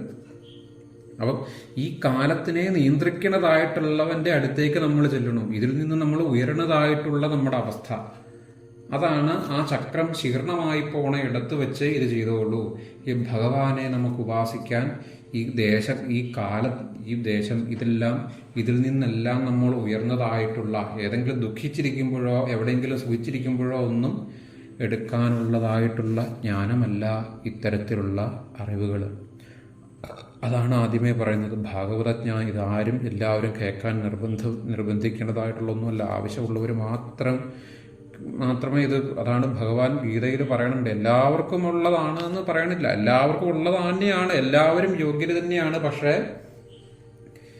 ഇത് വേണ്ട വിധത്തിൽ ഗ്രഹിക്കാൻ സാധിക്കുന്നവര് മനുഷ്യാണാം സഹസ്രേഷു കശ്ചിൽ യതതി സിദ്ധയെ യതാമവിസിദ്ധാനാം കശ്ചിൽ മാം വ്യത്യതത്വത എന്ന് ഭഗവാൻ അർജുനന് ഉപദേശിച്ചു കൊടുക്കണുണ്ട് കൃഷ്ണൻ. ഈ ഉപദേശം ഗീതയിൽ 1000-ൽ-1 എന്നെ കുറിച്ച് അറിയണുള്ളൂ, അതുപോലുള്ള 10,000-ൽ-1 എന്നിലോട്ട് വരണത് എന്ന പോലെ. അപ്പൊ ഈ അവസ്ഥയിൽ അതാണ് ഏറ്റവും ഇതിനുള്ള ഉതകുന്നതായിട്ടുള്ള അവസ്ഥ. അപ്പൊ ഇതല്ലാതിരിക്കണവർ ഇതൊന്നും കേൾക്കണ്ടെന്നോ ഇതിന് യോഗ്യമല്ല എന്നൊന്നും ഇവിടെ അർത്ഥമാവണില്ല. ഇത് ഏറ്റവും ഇതിനെ ഉള്ളിലോട്ട് ഗ്രഹിക്കാൻ വേണ്ടത് നമ്മൾ ഏതെങ്കിലും ഒരു സന്തോഷമായിട്ടിരിക്കണം, എന്തിനെങ്കിലും ഒരു ബാഹ്യമായിട്ട് പുറമേ നിന്ന് നമുക്ക് എന്തെങ്കിലും ഒരു അവസ്ഥകളിലൂടെ നല്ല സന്തോഷമായിട്ടിരിക്കുന്ന സമയത്തോ, പുറമേ നിന്ന് നമുക്ക് എന്തെങ്കിലും ഒരു അവസ്ഥ ഇതുപോലെ തന്നെ ദുഃഖിച്ചിരിക്കുന്ന ഒരു സമയത്തോ ഇത് ഗ്രഹിക്കാൻ പാടായിരിക്കും. അപ്പോൾ കാലത്തിൽ നിന്ന് കാലചക്രം ശീർണമായി പോണോ ആ അവസ്ഥയിൽ ഇരിക്കുന്നത്, അതാണ് ഇതിന് യോഗ്യമായിട്ടുള്ള ഇടം. അതാണ് നമ്മുടെ ഉള്ളിലെ ആ നിമിഷത്തിൽ നിന്ന് ഉയർന്ന നിമിഷങ്ങളില്ലാണ്ടിരിക്കണ അവസ്ഥ. അതാണ് ഭഗവാൻ ഇവിടെ വിഷ്ണു ശയിക്കണതായിട്ടുള്ള അവസ്ഥ. ഭഗവാൻ കുണ്ഠിതങ്ങളില്ല അവിടെ, വൈകുണ്ഠം, ഭഗവാന്റെ ലോകം അതാണ് ഭഗവാന് കൺപീലികൾ അടയില്ല എന്ന് പറയുന്നത്. അപ്പം അതാണ് ഇതിന് യോഗ്യമായിട്ടുള്ള സ്ഥലം. അപ്പം അവിടെ പോയിട്ട് നിങ്ങൾ ഈ യാഗം അനുഷ്ഠിച്ചു കൊള്ളുക എന്ന് അവിടെ ആ ശ്ലോകത്തിൽ ബ്രഹ്മാവ് ആദ്യം പറഞ്ഞു കൊടുത്തു. അതാണ് ഇതിന് യോഗ്യമായിട്ടുള്ള സ്ഥലമെന്ന് പറഞ്ഞ് ശേഷം ഈ നൈമിഷാരണ്യത്തിൽ സൂതൻ സൗനകാദികളായിട്ടുള്ള സംവാദങ്ങളാണ് ഇനി ആരംഭിക്കാൻ പോവുകയാണ്. ത ഏകദാതുമുനയ പ്രാതർഹുദഹുദാക്നയ സത്കൃതം സൂതമാസീനം പപ്രച്ഛുരിതമാദരാത്. ത ഏകദാതുമുനയ പ്രാതർഹുദഹുദാക്നയ. ഏകദാ, അങ്ങനെ ഒരു നാള്, പ്രാത ഏകദാതുമുനയ, ഈ മുനിമാര് അവിടെ പ്രാതർഹുദഹുദാക്നയ, ഒരു ദിവസം ഒരു നാള് ഈ പ്രഭാതത്തില്, അതാണ് പ്രാത, പ്രഭാതത്തില് ഹുദഹുദാക്നയ, അഗ്നിഹോത്രം നടക്കുകയാണ് ഇവിടെ. അഗ്നിഹോത്രം ചെയ്ത് കഴിഞ്ഞിട്ടിരിക്കുന്നതായിട്ടുള്ള ആ മുനിമാര് സത്കൃതം സൂതമാസീനം പപ്രച്ഛുരിതമാദരാത്. സത്കൃതം, ആ സൽകൃതനായിട്ടിരിക്കുക എന്ന് വെച്ചാൽ മറ്റുള്ളവരുടെ ആദരവ് കിട്ടാൻ യോഗ്യനായവൻ, ആദരണീയനായവൻ എന്നൊക്കെ നമുക്ക് പറയാം. ആ സത്കൃതനായിട്ടിരിക്കണം, സുഖമായിട്ടിരിക്കണം. സുഖമാസൂതമാസീനം, ആസീനം അവിടെ ഇരിക്കുകയാണ്. ആര്? സൂതമാസീനം, സത്കൃതം സൂതമാസീനം പപ്രച്ഛുരിതമാദരാത്. ആ സൂതനോട് ആ ബഹുമാനത്തോടെ ആദരവോട് കൂടിയിട്ട് ഇങ്ങനെ ഈ വിധത്തില് അവര് ചോദിച്ചു. മുനിമാര് ഒരു കാര്യം ഈ സൂതനോട് ചോദിക്കാൻ പോവുകയാണ്. സൂതൻ അവിടെ ഇരിക്കണം. സൂതൻ എന്നാൽ ഒരു ആളുടെ, ഒരു വ്യക്തിയുടെ പേരല്ല. സൂതൻ എന്നാൽ ഒരു സ്ഥാനമാണ്. ആചാര്യൻ, വേദങ്ങള്, ഇതിഹാസങ്ങള്, പുരാണങ്ങള് ഇതെല്ലാം പകർന്നു കൊടുക്കേണ്ടതായിട്ടുള്ള ഒരു സ്ഥാനമാണ് ഈ സൂതൻ. ഈ സൂതൻ, ഇവിടുത്തെ സൂതന്റെ പേര് ഉഗ്രശ്രവസ് എന്നാണ്. ഈ സൂതനാണ് ഈ ശൗനകാദി ഋഷീശ്വരന്മാർക്ക് ഭാഗവതം ഉപദേശിച്ച് കൊടുക്കുന്നത്. ഭാഗവതം പറഞ്ഞു കൊടുക്കുകയാണ്. ഇവരുടെ ആവശ്യപ്രകാരം ഈ സൂതനാണ് ചെയ്തത്. ഈ സൂതന്റെ പേര് ഉഗ്രശ്രവസ് എന്നാണ്. ഈ സൂതൻ ശരിക്കും രോമഹർഷണൻ എന്ന സൂതന്റെ മകനാണ്. രോമഹർഷണൻ ബ്രഹ്മാവിന്റെ അടുത്ത് നിന്ന്, ബ്രഹ്മദേവന്റെ അടുത്ത് നിന്ന് പുരാണ ഇതിഹാസങ്ങള്, ഈ ജ്ഞാനമെല്ലാം എടുത്ത ആളാണ്. ആ രോമഹർഷണന്റെ മകനാണ് ഉഗ്രശ്രവസ് എന്ന ഈ സൂതൻ. രോമഹർഷണൻ. രോമഹർഷണൻ എന്ന് വെച്ചാൽ രോമങ്ങൾ നമ്മൾ ഹർഷമായിട്ട് എഴുന്നേറ്റ് നിൽക്കും. അതായത് രോമങ്ങൾ എഴുന്നേറ്റ് രോമാഞ്ചമുണ്ടാകുന്ന തരത്തിൽ നമ്മളെ അതീവ താല്പര്യത്തോടെ ഭഗവാന്റെ കഥകള്, ഭഗവാനെ കുറിച്ച് അല്ലെങ്കിൽ ഈ ബ്രഹ്മതത്വം അതീവ നമുക്ക് അത് വെറും നമുക്ക് മടുപ്പടിപ്പിക്കല്ല, ശരിക്കും നമുക്ക് അതീവ താല്പര്യത്തോടെ തന്നെ ഈ ഭഗവാനെ, എന്നാൽ ഭക്തിയാണ് എന്നാ വേദാന്തവുമാണ്. ഭക്തി വേദാന്തം രണ്ടും വേണം. അപ്പം ആ തരത്തിൽ നമ്മുടെ ഉള്ളിലോട്ട് ഭക്തിയോട് കൂടിയിട്ട് ആ ഭഗവാന്റെ കാര്യങ്ങള്, ഈ പരമമായിട്ടുള്ള സത്യത്തിനെ നമ്മളിലോട്ട് തരാൻ യോഗ്യനായിട്ടുള്ള ആളാണ് ആ രോമഹർഷണൻ. അതാണ് ആ പേര് വന്നത്, രോമഹർഷണം. ഹർഷണം ആ അവസ്ഥയിലോട്ട് നമ്മൾ ചെല്ലും ഈ ഭഗവാനെ കുറിച്ച് അറിയുമ്പോൾ. ആ രോമഹർഷണന്റെ ആ കഴിവുള്ള രോമഹർഷണന്റെ മകനാണ് ഈ ഇപ്പോൾ ഉള്ള സൂതൻ. അതാണ് ഉഗ്രശ്രവസ്, ഉഗ്രമായ ശ്രവണമുള്ള ആള്. നമുക്ക് നമ്മുടെ ശ്രവണം, നമ്മുടെ കേൾവി ഉഗ്രമായി വേണ്ട വിധത്തിൽ നമുക്ക് കേൾക്കാൻ സാധിക്കുന്ന ആളാണ് ഈ സൂതൻ എന്ന് ഇവിടെ പറയുക. അതാണ് ഉഗ്രശ്രവസ്. അങ്ങനെ ഈ സൂതനോട് ഈ മുനിമാര് ചോദിക്കുകയാണ്, സാക്ത ഏകദാത് മുനയ പ്രാതർഹുതഹുതാഗ്നയ സത്കൃതം സൂതമാസീനം പപ്രച്ഛുരിതമാദരാത് ത്വയാ ഖലു പുരാണാനി സേനിഹാസാനി സചാനഘ ആഖ്യാതാന്യപ്യധീതാനി ധർമ്മശാസ്ത്രാണ്യന്യത ത്വയാ ഖലു പുരാണാനി സേതിഹാസാനി ചാനഘ ആഖ്യാതാന്യപ്യധീതാനി ധർമ്മശാസ്ത്രാണ്യന്യത അനഘ ത്വയാ ഖലു പുരാണാനി സേതിഹാസാനി ച അനഘ ച അനഘ. ആ അനഘ, ഹേ പാപങ്ങളൊന്നുമില്ലാതിരിക്കണവൻ, ശുദ്ധമായിരിക്കണവൻ, അതാണ് അനഘൻ. അഘം എന്നൊരർത്ഥം എന്താ വെച്ചാൽ അഘം എന്ന പദത്തിന്റെ നേരെ വിപരീത പദമാണ് അനഘം. അഘം എന്ന് വെച്ചാൽ അഹങ്കാര അല്ല പാപമാണ്. പാപവാസനകൾ കൂടുതലായിട്ടുള്ളവരുണ്ട്, അതാണ് അഘം. ഇതാണ് അഘാസുരൻ എന്നൊരു അസുരൻ. പാമ്പിന്റെ രൂപത്തിൽ ഭഗവാൻ ആ കൃഷ്ണാവതാര കഥകളിൽ പറഞ്ഞുണ്ട്, പാമ്പിന്റെ രൂപത്തിൽ ഒരു അസുരൻ വന്നു, പെരുമ്പാമ്പായി വന്നു. അപ്പം അതാണ് അഘാസുരൻ എന്നാണ് ആ അസുരന്റെ പേര്. അത് നമ്മുടെ ഉള്ളിലെ പാപവാസനയാണ് അഘം. ഈ പാപവാസന ഇല്ലാതിരിക്കണ ശുദ്ധമായിട്ടുള്ള അവസ്ഥയാണ് അനഘം. ത്വയാ ഖലു പുരാണാനി സേതിഹാസാനി ചാനഘ ആഖ്യാതാന്യപ്യധീതാനി ധർമ്മശാസ്ത്രാണ്യന്യത. ഹേ പാപങ്ങളൊന്നുമില്ലാത്തവനെ, ശുദ്ധമായവനെ, അങ്ങ് എന്ന് സൂതനയോട് ഈ മുനിമാര് പറയുകയാണ്. ഇല്ലാത്തവനെ ത്വയാ ഖലു പുരാണാനി, ത്വയാ അങ്ങ്, സേതിഹാസാനി ചാനഘ സേതിഹാസാനി സ ഇതിഹാസങ്ങള്, ഇങ്ങനെ ഇതിഹാസങ്ങളോട് കൂടിയിട്ടുള്ള പുരാണാനി, ത്വയാ ഖലു പുരാണാനി, ഈ പുരാണങ്ങള് ഇതിഹാസങ്ങള് ഇത് മാത്രമല്ല, ത്വയാ ഖലു പുരാണാനി സേതിഹാസാനി ചാനഘ യാനി ധർമ്മശാസ്ത്രാണി ആഖ്യാതാന്യപ്യധീതാനി ധർമ്മശാസ്ത്രാണ്യന്യത. ധർമ്മശാസ്ത്രാണി യാനി, അത് ഏതൊക്കെ ധർമ്മശാസ്ത്രങ്ങളുണ്ടോ, ഈ നമുക്ക് ഏതൊക്കെ തരത്തിലുള്ള ധർമ്മശാസ്ത്രങ്ങള്, ഏതൊക്കെ തരത്തിലുള്ള ഇതിഹാസങ്ങള്, ഏതൊക്കെ പുരാണങ്ങള്, ഇങ്ങനെയുള്ള വേദജ്ഞാനങ്ങള് ഏതൊക്കെ തരത്തിൽ നമ്മുടെ ഈ ധർമ്മത്തിൽ ഇരിക്കണുണ്ടോ ആ അറിവുകളെല്ലാം തന്നെ അധീതാനി അധ്യയനം ചെയ്യപ്പെട്ടിരിക്കണു. അതെല്ലാം തന്നെ ആഖ്യാനപ്യാതീതാനി വ്യാഖ്യാനിക്കപ്പെടണു. ഇതൊക്കെ ചെയ്തിരിക്കണു. ഇതിനെയൊക്കെ വേണ്ട വിധത്തില് വ്യാഖ്യാനിക്കാൻ അറിയാവുന്ന, വേണ്ട വിധത്തില് പകർന്നു കൊടുക്കാൻ, നമ്മളിലോട്ട് എത്തിക്കാൻ, നമുക്ക് പകർന്നു തരാൻ കഴിയുന്ന ആളാണല്ലോ അങ്ങ് എന്ന് ആ ഉഗ്രശ്രവസ് എന്ന ആ സൂതനോട് ഇവർ പറയാണ്. യാനി വേദവിദാം ശ്രേഷ്ഠോ ഭഗവാൻ ബാദരായണ അന്യേച മുനയസൂര പരാവരവിദോ വിദു വേദ്ധത്വം സൗമ്യത സർവം തത്തസ്തത്തനുഗ്രഹാത് ബ്രൂയ സ്നിഗ്ധസ്യ ശിഷ്യസ്യ ഗുരവോ ഗുഹ്യമപ്യത. യാനി വേദവിദാം ശ്രേഷ്ഠോ ഭഗവാൻ ബാദരായണ അന്യേച മുനയസൂത പരാവരവിദോ വിദു. സൂത, അല്ലയോ സൂത, പരാപരവിതാം വിദു, ആ വിധാം ജ്ഞാനികളിൽ വെച്ച് ശ്രേഷ്ഠനായിട്ടുള്ള, യാനിവേദവിദാം ശ്രേഷ്ഠോ, അത്രയും ഈ ഇങ്ങനെയുള്ള ജ്ഞാനികളിൽ വെച്ച്, അറിവുള്ളവരിൽ വെച്ച് ഏറ്റവും ശ്രേഷ്ഠനായിട്ടുള്ള ഭഗവാനാണ് വിധാംശ്രേഷ്ഠോ ഭഗവാൻ ബാദരായണ. ആ ഭഗവാനായിട്ടുള്ള ബാദരായണൻ, ആ ബാദരായണൻ എന്ന് വെച്ചാൽ ബദരീവൃക്ഷത്തിന്റെ ചുവട്ടിലിരിക്കുന്നതായിട്ടുള്ളവൻ, അതാണ് വേദവ്യാസ മഹർഷി. ആ ഭഗവാനാണ് അദ്ദേഹം.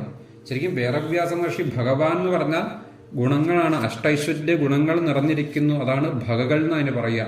ആ തരത്തിലുള്ള ഐശ്വര്യ ഗുണങ്ങളെ കുറിച്ചെല്ലാം ഇനി ഭാഗവതത്തിൽ തുടർന്ന് വിശദീകരിച്ച് വരണമെന്ന്. അതെന്തൊക്കെയാണ് ഒരു ഭഗവാൻ ആകാനുള്ള ഗുണങ്ങൾ, അതിന് ഭഗകൾ എന്നാ പറയുക. ഈ ഭഗകൾ പൂർണ്ണമായിട്ടുള്ള ഒരാള് ഭഗവാനാണ്, അത് ഭഗവാന്റെ അവതാരമാണ്. അതാണ് ഭഗകൾ പൂർണ്ണമായിരിക്കുന്നത്. അപ്പൊ അങ്ങനെയുള്ള സർവജ്ഞനായിട്ടുള്ള ആ ഭഗവാൻ ബാദരായണൻ, ആ ബദരീവൃക്ഷത്തിന്റെ ചുവട്ടിലിരിക്കണ ആളാണ് ആ ബാദരായണൻ, വേദവ്യാസൻ. എന്തെല്ലാം അറിയണതോ ആ വേദവ്യാസ മഹർഷി എന്തൊക്കെ അറിയണുണ്ടോ അതെല്ലാം അവരുടെ അദ്ദേഹത്തിന്റെ അനുഗ്രഹം കൊണ്ട് ശരിയായ രൂപത്തിൽ അങ്ങും അറിയണുണ്ട്. അങ്ങയിൽ അതെല്ലാം വന്നിരിക്കണു. ആ വേദവ്യാസ മഹർഷിയുടെ മകനായിട്ടുള്ള ശ്രീശുഖബ്രഹ്മർഷിയിൽ നിന്നാണ് ഈ സൂതന് ഈ അറിവുകളെല്ലാം കിട്ടിയത്. അപ്പൊ ശ്രീശുഖബ്രഹ്മർഷി പരീക്ഷത്തിന് ഉപദേശിച്ചു കൊടുക്കുന്ന സമയത്ത് സൂതൻ ഇതെല്ലാം വേണ്ട വിധത്തിൽ ഗ്രഹിച്ചു. ശ്രീശുഖബ്രഹ്മർഷിക്ക് ആ ഭഗവാനായിട്ടുള്ള വേദവ്യാസ മഹർഷിയിൽ നിന്ന് കിട്ടി.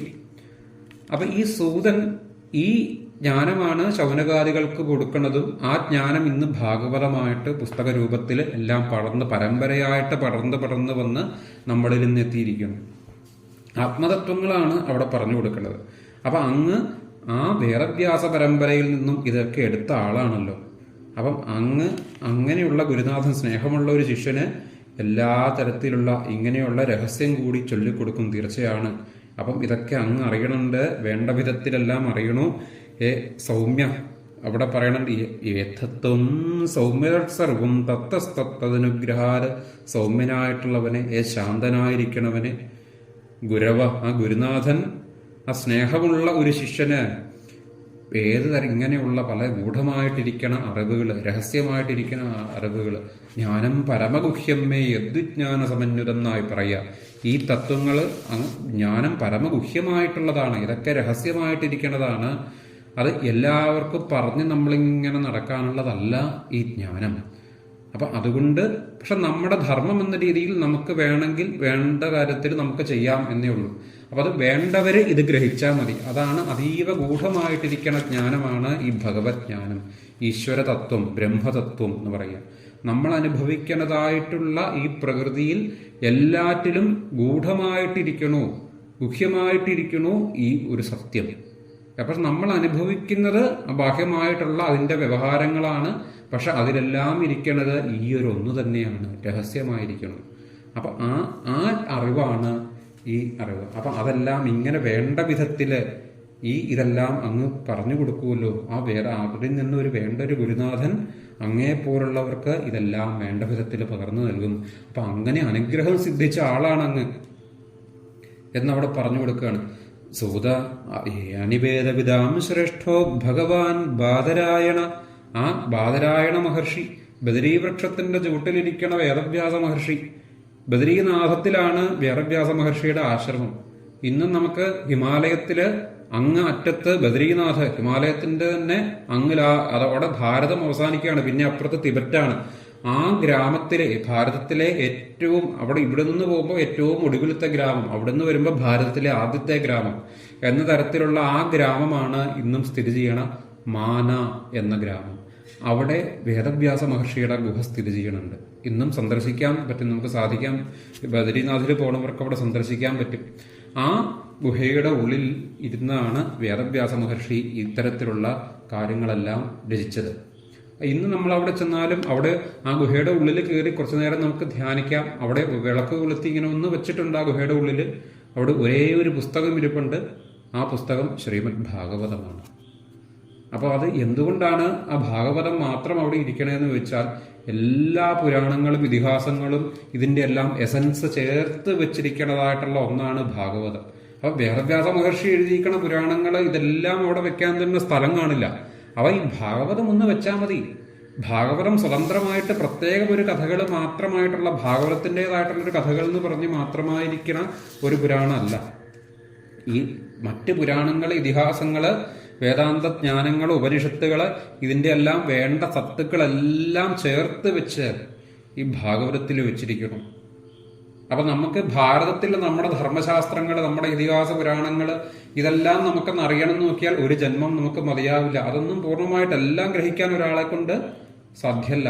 അപ്പം അതറിയുമ്പോൾ നമുക്ക് ഭാഗവതം ഒന്ന് എടുത്തു കഴിഞ്ഞാൽ എല്ലാം എടുത്തതായി. എല്ലാ പുരാണങ്ങളിൽ നിന്നും, പത്മപുരാണം, ഗരുഡപുരാണം, അങ്ങനെയുള്ള അനവധി പുരാണങ്ങളിലുള്ള എല്ലാ എസൻസും, പല ഉപനിഷത്തുകളിൽ നിന്നുള്ള ഭാഗങ്ങളും എല്ലാം ഇതില്, രാമായണമടക്കം ഭാഗവതത്തിലുണ്ട്. 2-3 അധ്യായങ്ങളോളം രാമായണ കഥകളുണ്ട് ഭാഗവതത്തിൽ. അപ്പൊ ഇതെല്ലാം മഹാഭാരത ഭാഗങ്ങൾ വരണുണ്ട്. എല്ലാറ്റിനെയും എസൻസ് ചേർത്ത് വെച്ചിരിക്കുന്നതായിട്ടുള്ള ആ ഭാഗവതം അദ്ദേഹം ആ ബദരീനാഥത്തില്, ബദരീ വൃക്ഷത്തിന്റെ ചുവട്ടിലാണ് അദ്ദേഹത്തിന്റെ ഈ വാസം, ഗുഹയിരിക്കുന്നത്. അദ്ദേഹം പുറത്ത് ആ വൃക്ഷച്ചുവട്ടിൽ പോയിരിക്കും. അങ്ങനെ ആ വേദവ്യാസന്റെ പേരാണ് ബാദരായണൻ. അങ്ങനെ ബാദരായണ മഹർഷി അപ്പൊ ഇതെല്ലാം അറിയണുണ്ട്. അപ്പൊ അദ്ദേഹത്തിന്റെ തരത്തിൽ നിന്ന് ഈ വേണ്ട അറിവുകളെല്ലാം അങ്ങ് യാനിവേദവിദാം ശ്രേഷ്ഠോ ഭഗവാൻ ബാദരായണ, ഏതെല്ലാം തരത്തിൽ വേദങ്ങൾ അറിയണുണ്ട്. പരാവരവിദ അന്യജമുനയസൂത പരാവരവിദോ വിദു വിദു, അങ്ങനെ പരാവരവിദ, പരത്തെയും അപരത്തെയും അറിയണവരാണ്. പരം അപരം, അന്യമായിട്ടുള്ളതാണ് അപരം, പരം ആ സത്യമായിട്ടുള്ളത്. അപ്പം സഗുണം നിർഗുണം ഇങ്ങനെയുള്ളത് അതാണ് പരം അപരം എന്നൊക്കെ പറയാം. സഗുണം നിർഗുണം 2 തരത്തിൽ ഉപാസനകളുണ്ട്. സഗുണ ഉപാസന എന്ന് പറഞ്ഞാൽ നമ്മൾ ഭഗവാനെ മറ്റൊന്നിനെ ആശ്രയിച്ചുള്ള ഒരു ഉപാസന സഗുണ ഉപാസന എന്ന് പറയും. ഒരു രൂപത്തെ ആശ്രയിക്കണു, ഒരു വിഗ്രഹത്തെ ആശ്രയിക്കണു, ഒരു കർമ്മത്തെ ആശ്രയിക്കണു, ഒരു പുസ്തകത്തെ ആശ്രയിക്കണു. ഇതൊക്കെ ഭഗവാന്റെ സഗുണോപാസന. നിർഗുണോപാസന എന്ന് പറഞ്ഞാൽ ഇവിടെ എല്ലാറ്റിലുമുള്ളത് ഈ ഭഗവാനാണ്. എല്ലാത്തിലും ഭഗവാനെ കണ്ട് ആനന്ദിക്കാൻ പറ്റണം. എല്ലാറ്റിലുമുള്ള ആ ഒരു ഒന്നേ ഉള്ളൂ എന്ന അവസ്ഥയിലോട്ട് ചെല്ലുമ്പോൾ അത് ഈ ഗുണങ്ങളിൽ നിന്ന് ഉയരുകയാണ്, നിർഗുണമാണ്. അപ്പൊ ഈ സഗുണവും നിർഗുണവും, പരം അപരം, ഇതിലെല്ലാം മറ്റുള്ള അന്യേജമുനയസൂത പരാവരവിദോ വിദു, മറ്റുള്ള മുനയച്ച ആ മുനിമാരെ വിദു എന്തെല്ലാം അറിയണുണ്ടോ. തത്സർവം വേദ്ധത്വം സൗമ്യ തത്സർവം തത്വസ്തനുഗ്രഹാത്, അതെല്ലാം അവരുടെ അനുഗ്രഹം കൊണ്ട്, തത്വതനുഗ്രഹാത് അവരുടെ അനുഗ്രഹം കൊണ്ട് ആ എല്ലാം തന്നെ, തത്സർവം തത്വത ആ ശരിയായിട്ടുള്ള രൂപത്തിൽ ആ തത്വങ്ങളെ, ത്വം വേദ്ധത്വം അങ്ങ് അറിയണുണ്ട്. വേദം എന്ന് വെച്ചാൽ അറിവാണ്. ആ വേദ്ധത്വം അങ്ങ് അത് അറിയണുണ്ട്. സൗമ്യ സൗമ്യനായിട്ടിരിക്കണവേ അങ്ങ് ആ ഗുരവ, ആ ഗുരുനാഥൻ, സ്നിഗ്ധസ്യ ശിഷ്യസ്യ ആ സ്നേഹമുള്ള ശിഷ്യന്, സ്നേഹമുള്ള ആ ശിഷ്യന് ഗുഹ്യമപ്പി, അപ്പൊ അതാണ് രഹസ്യം കൂടെ, ബ്രൂയു, അങ്ങനെ ഇതെല്ലാം ചൊല്ലിക്കൊടുക്കണത്. ബ്രൂയ സ്നിഗ്ധസ്യ ശിഷ്യസ്യ ഗുരുവോ ഗുഹ്യമപ്യുത, അങ്ങേ വേണ്ട വിധത്തില് ഇതെല്ലാം പറഞ്ഞു തരുമല്ലോ. അപ്പോൾ തത്ര തജ്ഞാഞ്ജസായുഷ്മൻ ഭവദായദ്വിനിശ്ചിതം പുംസോമേകാന്തരശ്രേയസ്തന്നശംസിതുമർഹസി. തത്ര തത്രാഞ്ജസായുഷ്മൻ ഭവദാ യദ്വിനിശ്ചിതം. തത്ര അഞ്ജസ ആയുഷ്മൻ, അതാണ് അവിടെ ആ പ്രശ്ലേഷൻ കാണാൻ. ആയുഷ്മൻ ഭവദാ യദ്വിനിശ്ചിതം. ആയുഷ്മൻ അല്ലയോ ദീർഘായുസുള്ള സൂത, ആയുസുള്ളവനെ സൂത. തത്ര അതാത് വേണ്ടതായിട്ടുള്ള കാര്യങ്ങൾ, അതാത് കാര്യങ്ങൾ, വേണ്ട അറിവുകളെല്ലാം തന്നെ എന്നാണ് ഇവിടെ ഉദ്ദേശിക്കുന്നത്. തത്രാഞ്ജസായുഷ്മൻ ഭവദാ യദ്വിനിശ്ചിതം പുംസാമേകാന്തത ശ്രേയസ്തന്ന ശംസിതുമർഹസി. പുംസാമേകാന്തത, മനുഷ്യർക്ക് പുംസം നരനാണ്, മനുഷ്യനാണ്. ആ മനുഷ്യർക്ക് ഏകാന്തത, അഴിവില്ലാത്ത ശ്രേയ, ആ ഏകാന്തമായിട്ടുള്ള ഒരേ ഒരു എന്നാണ് ഇവിടെ അർത്ഥമാക്കണം. ഒറ്റയ്ക്കിരിക്കുക എന്നുള്ള അർത്ഥമല്ല ഇവിടെ ഏകാന്തത എന്ന് പറഞ്ഞാൽ നമ്മുടെ അന്തം, നമ്മുടെ ഉള്ളിലോട്ട് ഏകമായിട്ട് ആ ഒരേ ഒരു അറിവ്, ആ ഏകാന്തത, അഴിവില്ലാത്ത ശ്രേയസ്, ആ ശ്രേയസിനുള്ള വഴി, ഒരേ ഒരു ശ്രേയസിനുള്ള വഴി അങ്ങ് ഞങ്ങൾക്കൊന്ന് പറഞ്ഞു തരണം എന്ന് പറയുക. അപ്പം ശ്രേയസ്, ആ ശ്രേഷ്ഠമായിട്ടുള്ള വഴി, മംഗളകരമായിട്ടുള്ള വഴി, ഈ സത്യം എന്താണ് എന്നുള്ള കാണിച്ചു തരാനുള്ള, സത്യത്തിലേക്കുള്ള, ഈ ഭഗവാനെ കുറിച്ചുള്ള, ഈ ഈശ്വരനെ കുറിച്ചുള്ള, അല്ലെങ്കിൽ നമ്മുടെ ആത്മത്തിനെ കുറിച്ചുള്ള ആ ജ്ഞാനം, അതിനെ ഞങ്ങൾക്ക് ശ്രേയസ്കരമായിട്ടുള്ളത് എന്ന് പറയുന്നത് അതാണ് മംഗളകരമായിട്ടുള്ളത്, അതാണ് ശിവതമായിട്ടുള്ളത്. അത് ഞങ്ങൾക്ക് പറഞ്ഞു തരണം. അതാണ് ശ്രേയസ്. ശ്രേയസ്സിന് നേരെ വിപരീതപരമായിട്ടുള്ളതാണ് പ്രേയസ്. അത് പ്രാപഞ്ചികമായിട്ടുള്ളതാണ്, ലൗകികമായിട്ടുള്ളതാണ്, താൽക്കാലികമായിട്ടുള്ളതാണ്. അതുകൊണ്ടാണ് പ്രേയസി എന്നൊക്കെ കേട്ടിട്ടുണ്ട്. അതായത് തൽക്കാലത്തേക്കുള്ളത്, അല്ലെങ്കിൽ മായ, അസത്യമായിട്ടുള്ളത്, കാപട്യമായിട്ടുള്ളത് എന്നാണ് പ്രേയസി എന്നതിൻ്റെയൊക്കെ അർത്ഥം. പക്ഷെ ശ്രേയസാണ് സത്യമായിട്ടുള്ളത്, ശ്രേഷ്ഠമായിട്ടുള്ളത്, മംഗളകരമായിട്ടുള്ളത്. അങ്ങനെയുള്ള ആ ശ്രേയ ഭവത, അങ്ങയാൽ വിനിശ്ചിതം, വിവേചിച്ച് നിശ്ചയിക്കപ്പെട്ടിട്ടുള്ളത് അങ്ങ് ഏതൊക്കെയാണ് ശ്രേയസ്കരമങ്ങ് അങ്ങ് വേണ്ട വിധത്തിൽ നിശ്ചയിക്കപ്പെട്ടിട്ടുള്ളത്. യത് തത്ര തത്രാഞ്ച് സായുഷ്മൻ ഭവത യദ്വിനിശ്ചയം പുംസാമേകാന്തത ശ്രേയസ്തന്നെ ശംസിതുമർഹസി. യാതെന്നാണോ അതെല്ലാം അഞ്ജസ ആയുഷ്മൻ, വളച്ചുകെട്ടില്ലാതെ ഞങ്ങൾക്ക് ശംസിതുമർഹസി, ഞങ്ങൾക്ക് ഒന്ന് പറഞ്ഞു തരുവാൻ അർഹസി, അത് അർഹിക്കണോ, ഞങ്ങൾക്കൊന്ന് പറഞ്ഞു തരുവോ എന്ന് സൂതനോട് ആ മുനിമാര് ചോദിക്കുകയാണ്. പ്രായേണ അല്പായുഷസഭ്യകലാവസ്മിൻയുഗേ ജന മന്ദാസു മന്ദമതയോ മന്ദഭാഗ്യ ഹ്യുപദ്രുതാ. പ്രായേണ അല്പായുഷസഭ്യ കലാവസ്മിൻയുഗേ ജന. സഭ്യ, ആ സഭയ്ക്ക് അലങ്കാരമായിരിക്കണവനെ സൂതനെ ഇവിടെ അവിടെ ഇരുത്തിക്കൊണ്ട് തന്നെ സ്തുതിക്കുകയാണ്. ഈ ഒരു സഭയിൽ ഈ സൂതൻ ഇരിപ്പുണ്ടെങ്കിൽ ആ സഭയ്ക്ക് ഒരു പ്രത്യേക അലങ്കാരമായിരിക്കും ഈ സൂതൻ. അത്ര അറിവുള്ള, അത്ര തേജസ്സുള്ള ആളാണ് ഈ സൂതൻ. അപ്പം ആ സഭയ്ക്ക് അലങ്കാരമായിട്ടിരിക്കണം, അതാണ് സഭ്യമായിട്ടുള്ള ആളാണ്, സഭ്യനാണ് ഈ സൂതൻ. സഭ്യ പ്രായേണ അല്പായുഷ സഭ്യ കലാവസ്മിൻ യുഗേ ജന. അസ്മിൻ, ഈ ഉള്ള കലയുഗേ, ആ കലികാലത്തില്, കലാവസ്മിൻ യുഗേ ജന, ഈ കലികാലത്തില് ജനാ, ആ ജനങ്ങൾക്ക്, ഈ ജനങ്ങൾക്ക് വേണ്ടി പ്രായേണ അല്പായുഷ സഭ്യകലാവസ്മിൻ യുഗേ ജന. പ്രായണ മിക്കവാറും അല്പായുസുള്ളതായിട്ടുള്ള ഈ കലികാലത്തില്, കുറഞ്ഞ ആയുസുള്ളവരാണ് കലികാലത്തിൽ ഇരിക്കുന്നവര്.